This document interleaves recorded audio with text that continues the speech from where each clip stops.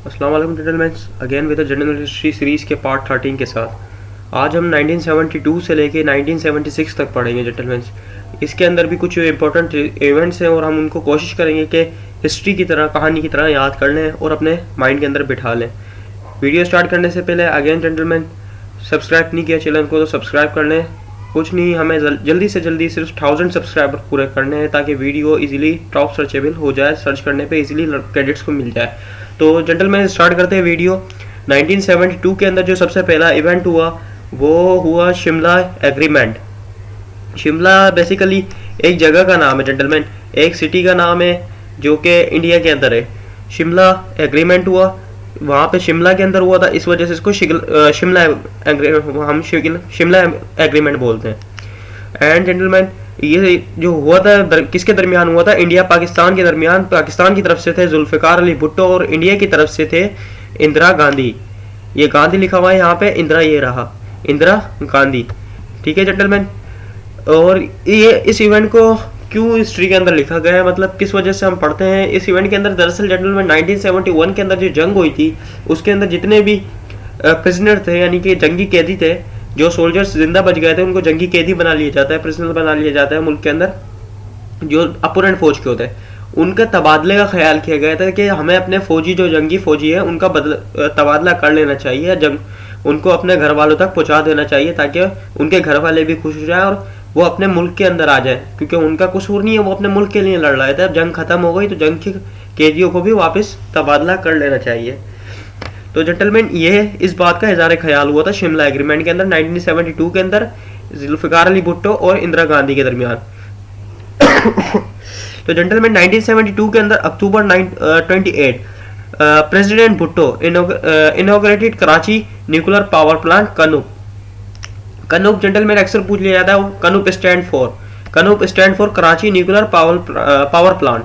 के A Karachi, N U nuclear, P for power, P for plant, KANUPP Karachi nuclear power plant. ये Karachi nuclear power plant यानी कि जो nuclear atomic energy है, हमारे पास उस टाइम तक कोई न्यूक्लियर मिसाइल नहीं था, यहाँ से हमारा न्यूक्लियर का सफर शुरू हुआ था इस प्लांट से जेंटलमैन। 1972 के अंदर 28 अक्टूबर को जुल्फ़िकार अली भुट्टो ने इसका इफ्तिताह किया था।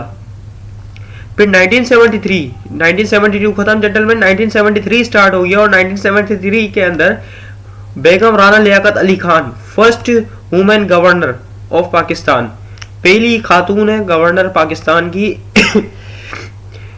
कौन थी? बेगम राना लियाकत अली खान की वाइफ, उनकी जोजा, become the first women to assume the office of Sindh governor. Sindh governor की, गवर्नर हाउस की पहली गवर्नर बनी, यानी कि पाकिस्तान की पहली गवर्नर बनी। कौन?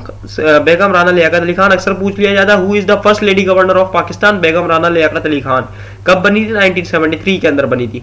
1973 के अंदर 10 अप्रैल को 1973 के अंदर constitution of Pakistan enacted by the national assembly, यानी कि जेंटलमैन जो हमारे दो कॉन्स्टिट्यूशन आए थे दोनों खत्म कर दिए गए थे। कौन कौन से? 1956 वाला जो सिकंदर मिर्जा ने पेश किया था, चौधरी रहमत अली की टीम ने बनाया था, उसको भी अयूब खान ने डिसमिस किया। फिर उसके बाद अयूब खान ने नया 62 के अंदर कॉन्स्टिट्यूशन दिया, उसको डिसमिस किया जुल्फ़िकार अली भुट्टो ने 1971 की जंग के बाद। फिर 1971 की जंग के बाद जुल्फ़िकार अली भुट्टो ने एक नया कॉन्स्टिट्यूशन दिया जिसके 280 आर्टिकल थे, 280 आर्टिकल थे, और पाकिस्तान के सबसे लंबा कॉन्स्टिट्यूशन भी यही है 1973 का कॉन्स्टिट्यूशन, और इसको हम पार्लियामेंट्री कॉन्स्टिट्यूशन भी बोलते हैं। यानी कि जो भी प्रेसिडेंट या प्राइम मिनिस्टर होगा वो पार्लियामेंट से ही, जो भी सेनेटर या एमपी होंगे पार्लियामेंट के, वो उसको सिलेक्ट करेंगे, वो वोटिंग करेंगे पार्लियामेंट में। पार्लियामेंट को हक होगा इस बात का, इस वजह से इसको पार्लियामेंट्री कहा जाता है। या कोई भी करारदाद पास करनी होगी तो पार्लियामेंट से वोट लेने पड़ेंगे ज्यादा उस करारदाद को पास करने के लिए। अगर पार्लियामेंट के ज्यादा वोट उस करारदाद के हक में आएंगे तो पार्लियामेंट वो करारदाद पास करेगी। तो इस वजह से इसको पार्लियामेंट्री कॉन्स्टिट्यूशन भी कहा जाता है, पार्लियामेंट्री आइन कहा जाता है। कब दिया? 1973 के अंदर दिया कॉन्स्टिट्यूशन, और 10 अप्रैल में। 1973 के अंदर जो नेक्स्ट इवेंट हुआ 28 अगस्त को, रिटर्न ऑफ पाकिस्तान POWS, यानी कि जो प्रिजनर ऑफ वार्स थे, यानी कि prisoner of wars accord sign in New Delhi. ये जो ऊपर जो एग्रीमेंट में डिस्कशन हुई थी वो यहाँ पर न्यू दिल्ली के अंदर 1973 के अंदर अगस्त के महीने में साइन हो गए जेंटलमैन। यानी कि जो जितने भी ट्रूप्स थे उनका तबादला होना शुरू हो गया 1973 में। फिर 1973 के बाद उसके अंदर ही दिसंबर के महीने में जुल्फिकार अली भुट्टो ने फाउंडेशन स्टोन रखा पाकिस्तान स्टील मिल का, जो कि आज भी है, जिसके आपके लिए तस्वीर फोटोशूट के लिए वो बची हुई है, इतना कोई मकाम नहीं होता। पाकिस्तान स्टील मिल वो किसकी मदद से बनाई थी, किसके ताउन से बनाई थी पाकिस्तान में जुल्फिकार अली भुट्टो ने? सोवियत यूनियन के, जो कि आज का रशिया है, उस टाइम का यूएसएसआर था, उसने सपोर्ट किया था स्टील मिल बनाने के लिए। पूछ लिया जाता है एमसीक्यूज के अंदर के किसने पाकिस्तान को सपोर्ट किया था या किसने पाकिस्तान का साथ दिया था स्टील मिल बनाने में, तो वो था अपना यूएसएसआर, रशिया। रशिया का ऑप्शन नहीं होगा वहां पे, यूएसएसआर का ऑप्शन होगा, तो यूएसएसआर आपने सिलेक्ट करना है। इसी तरीके से न्यूक्लियर पावर प्लांट का भी पूछ लिया जाता है किसने साथ दिया था, तो कनाडा ने इसका साथ दिया था। ठीक है जेंटलमैन। फिर 1974 के अंदर रिकॉग्नाइजेस द बांग्लादेश, पाकिस्तान ने बांग्लादेश को तस्लीम कर लिया। फिर 1974 के अंदर Islamic summit conference started in Lahore, जो ओआईसी जिसको हम पढ़ते हैं ओआईसी इस्लामिक समिट कॉन्फ्रेंस, इसकी इस्लामिक समिट कॉन्फ्रेंस हुई लाहौर के अंदर। पहली कॉन्फ्रेंस थी पाकिस्तान के अंदर 22 अहेड ऑफ स्टेट पार्टी, यानी कि 22 जो मुल्क थे उन्होंने इसमें पार्टिसिपेशन की थी। फिर 1974 के अंदर ह्यूमन राइट्स, सॉरी जेंटलमैन मेरे ख्याल से दूसरी पार्टिसिप करारदाद सॉरी कॉन्फ्रेंस थी, पहली जो हुई थी 1969 के अंदर हुई थी। फिर gentleman human rights violation occurs in resolution forcing all Ahmadi groups to identify as non Muslims while residing in Pakistan, यानी कि वो सारे अहमदी ग्रुप जिसको आसान लफ्जों में कहूँ तो कादियानी के ग्रुप जो कि पाकिस्तान के अंदर रह रहे थे, वो नॉन मुस्लिम का उनको टाइटल दिया गया है, यानी कि अब वो मुसलमान नहीं कहलाएंगे क्योंकि उनकी इबादत वगैरह सब कुछ डिफरेंट है, उनका नाम तक डिफरेंट है, और वो नाउज़ बिल्लाह हुजूर सल्लल्लाहु अलैहि वसल्लम को आखिरी नबी नहीं मानते। इस वजह से उनको मुसलमान के जो मुसलमान का नाम है उसके लायक नहीं समझा गया और इस्लाम से खारिज कर दिया गया, और कहा गया कि अगर वो खुद को मुसलमान भी कहेंगे तो वो उनके खिलाफ जुर्म होगा और जुर्म समझा जाएगा और उनको सजा दी जाएगी। कब हुआ है? 1974 के अंदर यानी ये कादियानियों को नॉन मुस्लिम करार दे दिया गया 1974 के अंदर। फिर 1975 के अंदर दिसंबर 27 को 1976 को 1975 के अंदर 1975 में एक साल बाद 1976 को काइट सेंचुरी एयर डिक्लेयर कर दिया। क्यों किया? क्योंकि 1976 के अंदर 1876 के अंदर कायदे आज़म पैदा हुए थे, तो 1976 को उनको पूरा एक साल हो जाना था, 100 साल हो जाने थे, तो इसको काइट सेंचुरी का टाइटल दिया। और जैसे ही हमारे पास 2076 हो जाएगा तो डबल सेंचुरी हो जाएगी वो।